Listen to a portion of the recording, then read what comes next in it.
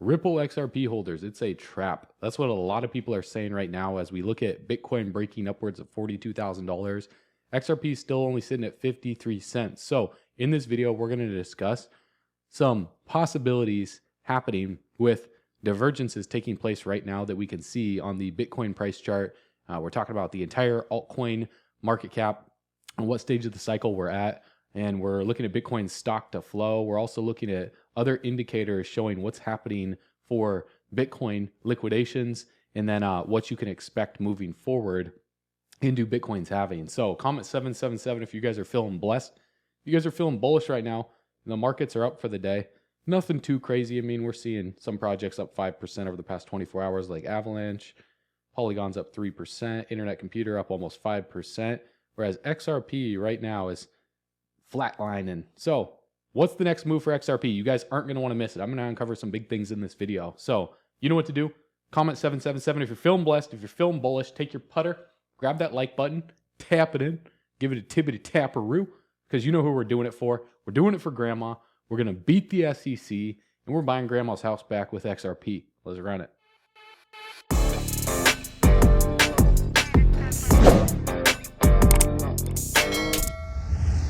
All right, bull runners, welcome back to the channel. So the whole crypto market cap is at $1.6 trillion. Bitcoin's dominance is 50% of that. Ethereum is 16%. And then the rest is dispersed amongst all the altcoins. You can see Tether, sitting at a $96 billion market cap. So there's still a lot of money in stable coins on this sideline. And if we look at cryptobubbles.net, you can see which projects are up over the past day.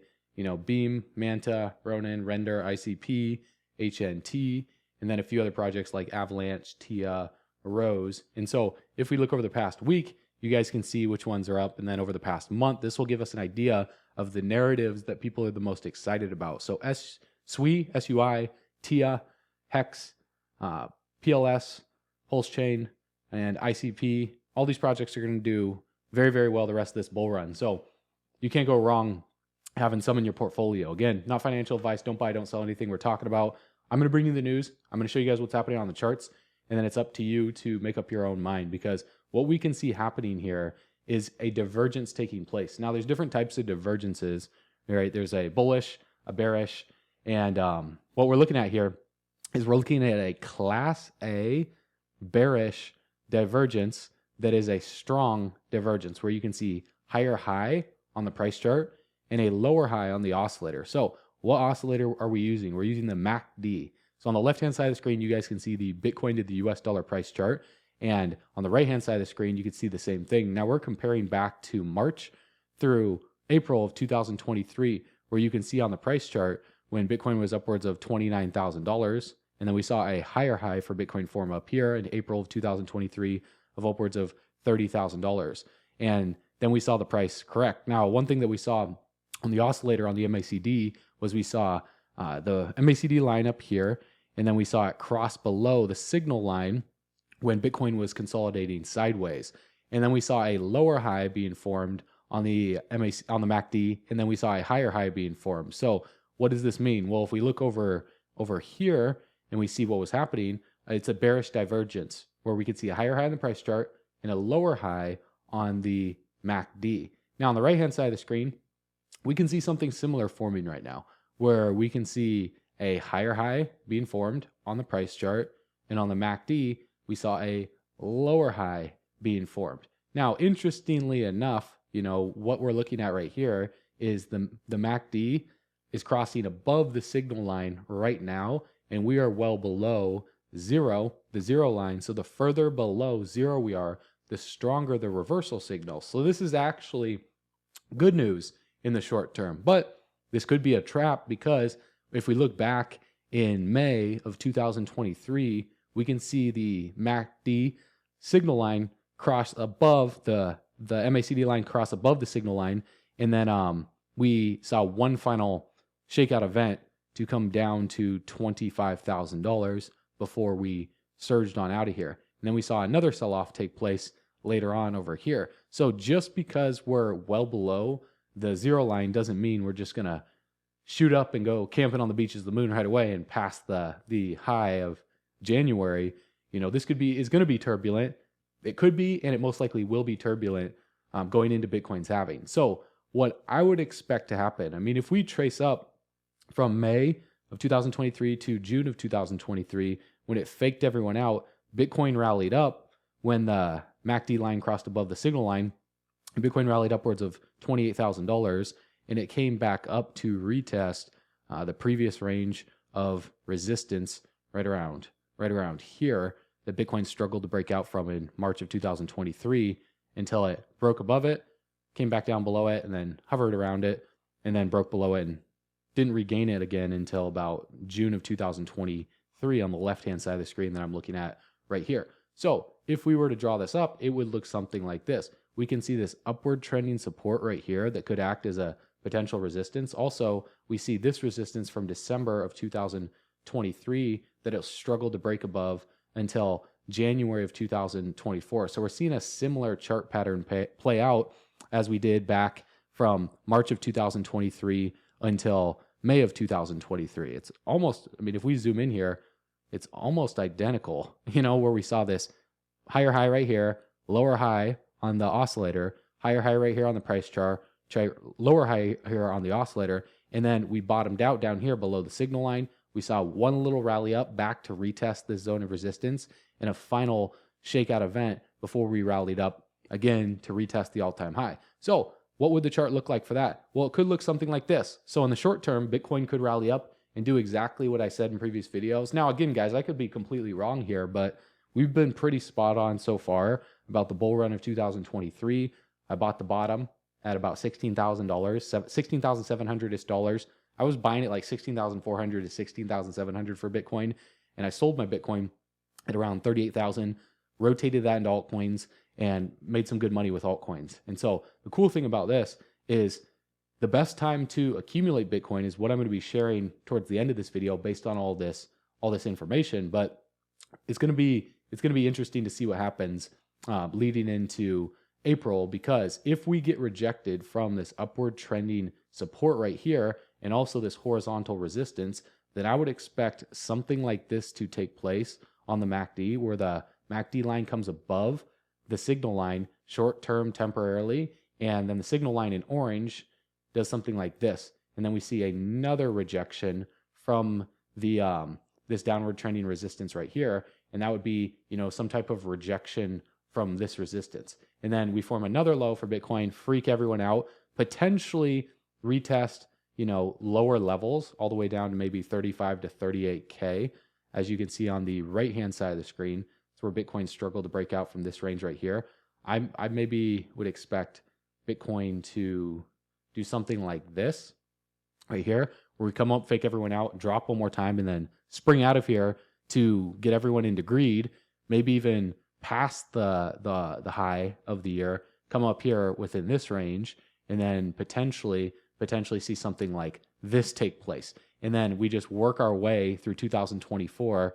They say sell in May and go away, and then we come back. Like we could form a low down here at 30, 31, 32K, and then they pump the markets leading into the election, and we see something like this take place. This could very well happen. Now, what would cause this? And what else do we need to look at? Because this concept, when we look at divergences, as we see in the past on another daily Bitcoin chart example, a definite bearish divergence was seen during Bitcoin's climb to break the previous all-time high, November to December of 2017.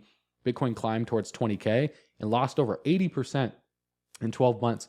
And also during the current all-time high around 65K, which was recorded on April of 2021. So in both cases, as the price climbed towards its peak, the RSI, in this case, the relative strength index on this indicator, posted a downward pattern, a lower high indicating a market reversal or a bearish divergence. So exactly what we're seeing right here, but with the MACD, is the bearish divergence, where we saw a higher high in the price chart, lower high in the MACD, and then we bottomed out over here, and we saw a little rally up, final shakeout event, and then we surged back all the way up. So could we see something almost identical play out for 2024 is what we saw back from April of 2023 till October of 2023. Let's see what that looks like if I were to put the chart up right next to it, remove this one right here.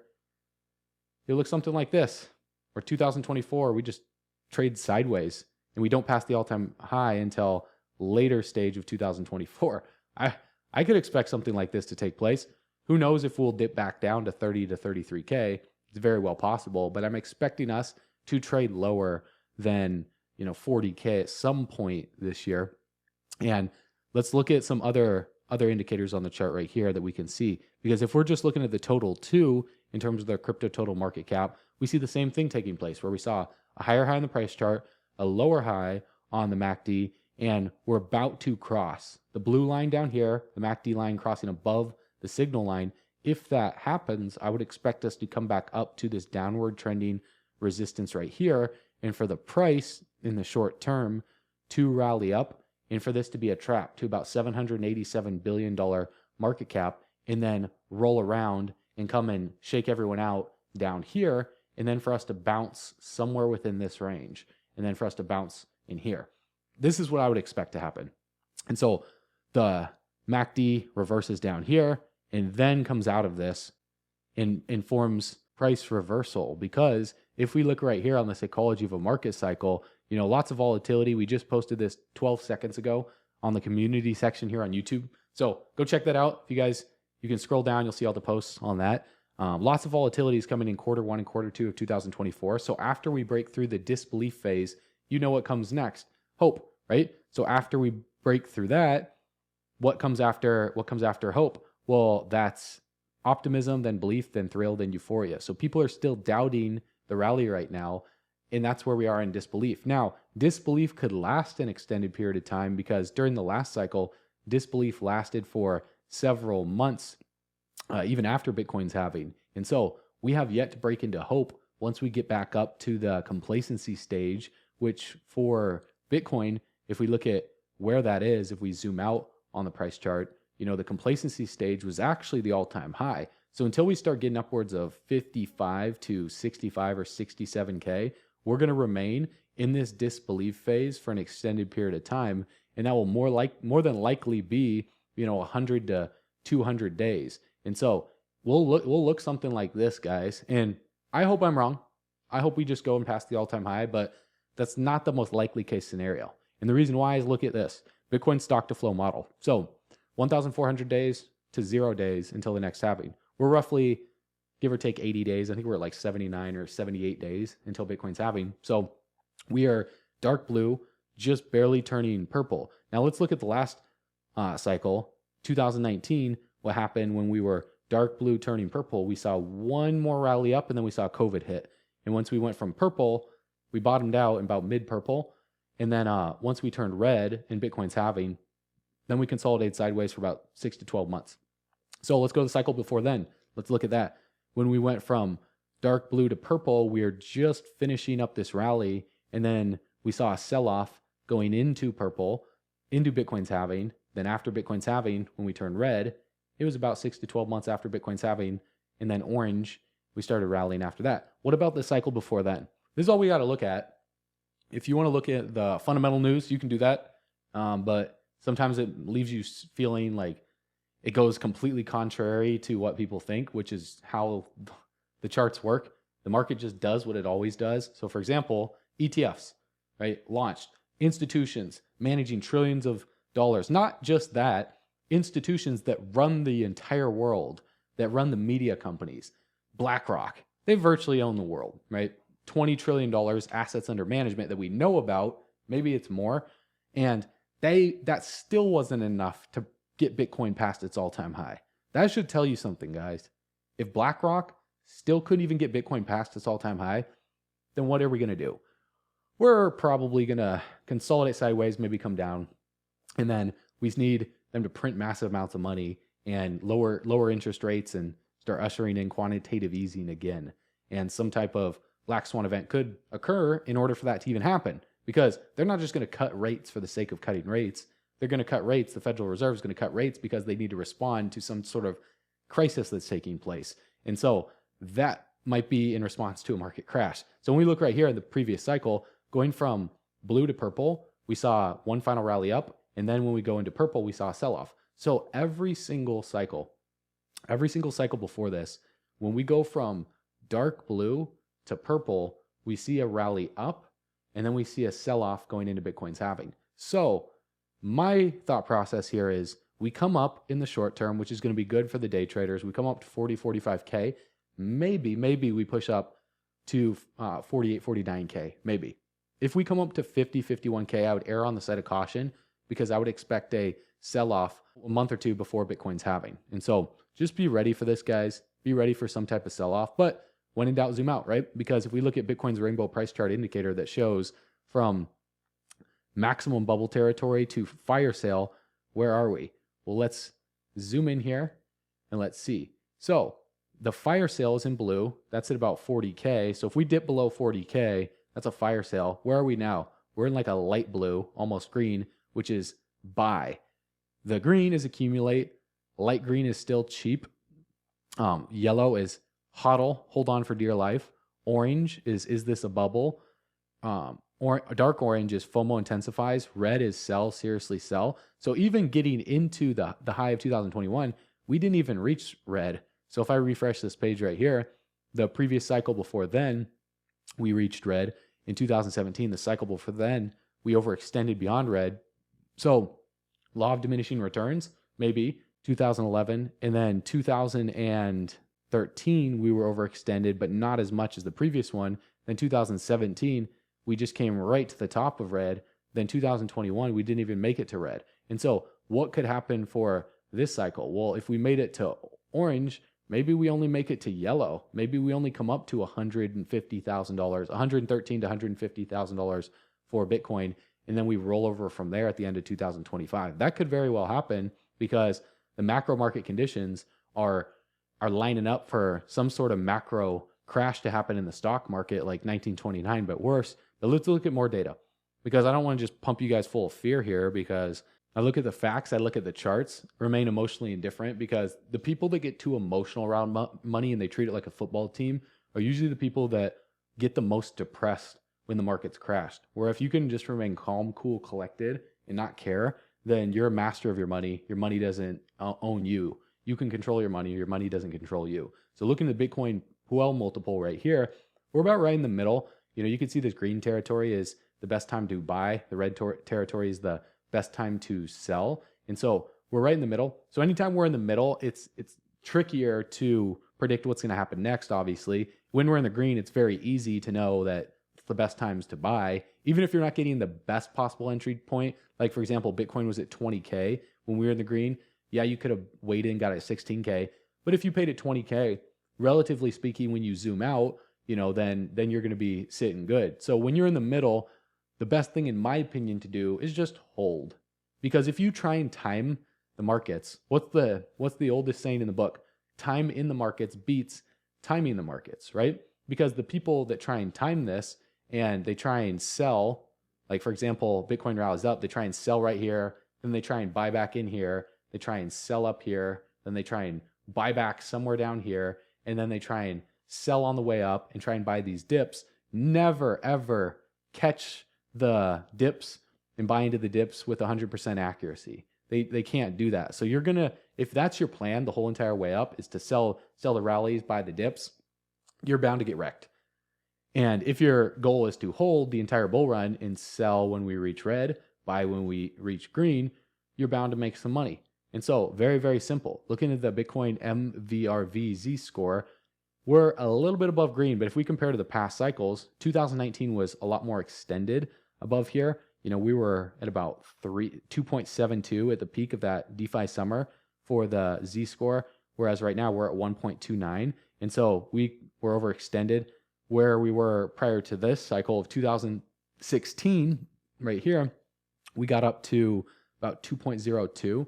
So a little bit further than where $49,000 was. $49,000 was about 1.69. So nonetheless, if we come up a little bit higher, every single cycle before then, this was a massive period of consolidation and volatility. And so we always saw a dip down below 2. So if we came up to 2, we came up to 2 in 2019, we went above it. We came up to 2 on the Z-score in 2016, and then we came up to 2 again in 2012. Then when we did that, we corrected down. So if we push higher and we come upwards of, 50K, going into Bitcoin's halving, I would expect there to be a sell-off. We're not just going to go shooting up very, very fast, because where the liquidations are going to be taking place is right around here. So you can see 45,000 to 4850K. So anywhere between here, the vast majority of leverage on the heat map on the 1 month for Binance, Bitcoin, USDT liquidation is $655 million in yellow. So you can see a large portion of this to the upside. So this would play in line with what I talked about over the past few days. We rally up, we liquidate all these people that are going to be shorting within this range right here between 42 and 45K. We maybe peak out at 46, maybe 49 again, and then we roll around and we see a deeper correction to the downside that could bring Bitcoin down to 35, 36, 37, 38K. Maybe below there, you know, maybe we come down to 30 to 32K. Just maybe. But we'll see. We'll see on that. I think the main thing we need to look at here is people that are in the stock market right now are saying that the stock market's booming or crypto's struggling. Yeah, this is the stock market. You can see 7 stocks are doing well. That it's all manipulated. It's all stock buybacks of these big tech companies. They're just putting their profits from their products back into their stocks. And then all the rest are just struggling down here. So the stock market is not doing well. The stock market is doing, it's just sideways. It's not doing anything. So with them holding the rates constant and not raising them, not lowering them, that's what the stock market's doing. It's just staying steady. And so it's waiting for the rate cut. And when that rate cut happens, the stock market goes into a crash. And so because it'll be a response to some sort of economic crisis. So, you know, I'm bullish for the long term, but nonetheless, I can't ignore the facts here. We can't ignore the facts. And so looking on the left-hand side of the screen, you can see Tether's market cap dominance is sitting at 6.4%.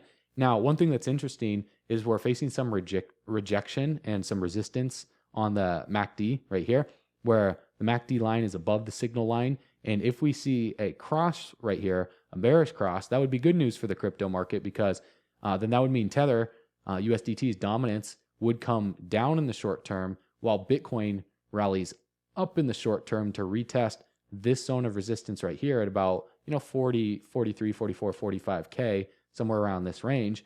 And then if we see Bitcoin sell off, then we would see Tether go back up again. So it would look something like this, where the MACD would reverse around in the short term. Bitcoin's MACD would see a rally up in the short term above the signal line, and then we'd roll back over to form one low, some type of double bottom for Bitcoin, and then for us to breach on out of here. Now, where will this second bottom come in at for Bitcoin? It's anyone's guess. I have absolutely no clue. Neither does anyone else. Like, you can talk to someone that's been in the crypto market since the beginning. You could talk to someone that's been in the stock market for 50, 60, 70 years. They have no clue. So what can you do to prepare if there is a crash? Well, you can back up your truck all the way to the bank. You can grab the bags. You can pack them and stack them. You can leave no bags left behind, because the spending power of the dollar is going to continue to go down in value. And that's a fact based on inflation. Blockchain technology, distributed ledger technology, and cryptocurrencies are going up in interest over time. That's the truth. And together, you know where we're going. We're going camping on the beaches of the moon. I'll see you guys on the next video. I'll see you on bullrunners.com, where you'll discover our top altcoin picks first. You'll get early bird access to our financial education platform. With no previous crypto trading experience, all you need to do, click the button on the page, put in your best email address. You'll be instantly subscribed to our daily video newsletter. We're going to give you the best information to help you prepare for the worst that's yet to come in this economy. So I'll see you guys on the next video. I'll see you on bullrunners.com. As always, stay bullish.